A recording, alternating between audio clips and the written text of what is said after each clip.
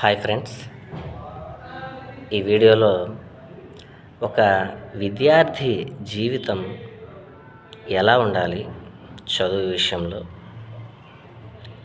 ఎలా చదువుకుంటే భవిష్యత్తులో గొప్పవారుగా ఎదగడానికి అవకాశం ఉంటుంది, అందరి నుంచి ఏ విధంగా గౌరవాన్ని పొందుతారు, ముఖ్యంగా మన కుటుంబ సభ్యుల నుంచి ఎలా ఉండాలి, విద్యార్థి జీవితం ఎలా ఉండకూడదు అనే అంశాలను గురించి తెలియచేసే ఒక అద్భుతమైనటువంటి ఒక పద్యం మనకి సుమతి శతకంలో ఉంది.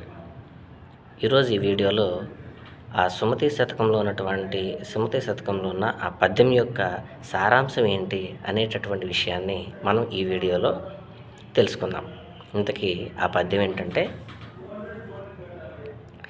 గడనగల మగని చూచిన అడుగడుగున మడుగులిడుదొరతివలు ధరలో, గడనుడుగు మగని చూచిన నడపీనుగు వచ్చెననుచు నగుదురు సుమతి.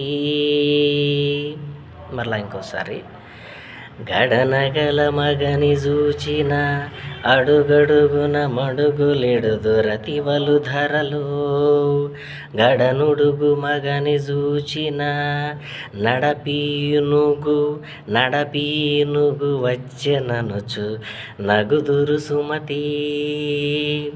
ఈ పద్య భావం ఏంటండి అన్నట్లయితే, ఈ భూమి మీద సంపాదన ఉన్నటువంటి భర్తను గనక చూసినట్లయితే ఆ భార్యలైనటువంటి వారట అడుగడుగుకి వస్త్రము అమర్చిన విధంగా తమ భర్తను భావిస్తూ ఎంతగానో గౌరవ మర్యాదలు ఇస్తూ చూసుకుంటారట.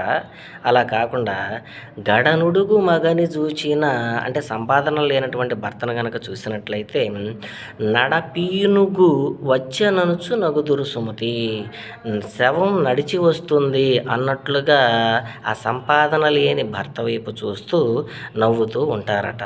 కాబట్టి మగాడికి ఖచ్చితంగా సంపాదన అనేది ఉండాలి, సంపాదిస్తేనే గౌరవించబడుతూ ఉంటారు. కాబట్టి ఆ మంచి సంపాదన ఉండాలంటే మంచి ఉద్యోగం సంపాదించాలి. మరి మంచి ఉద్యోగం సంపాదించాలి అంటే చక్కగా చదవాలి, చదువులో రాణించాలి. చదువు చక్కగా కొనసాగాలి అంటే మంచి ప్రవర్తన కలిగి ఉండాలి. గురువులు చెప్పినటువంటి విషయాన్ని తూచా తప్పకుండా పాటిస్తూ జ్ఞానాన్ని సంపాదించినప్పుడు మాత్రమే ఇది సాధ్యమవుతుంది.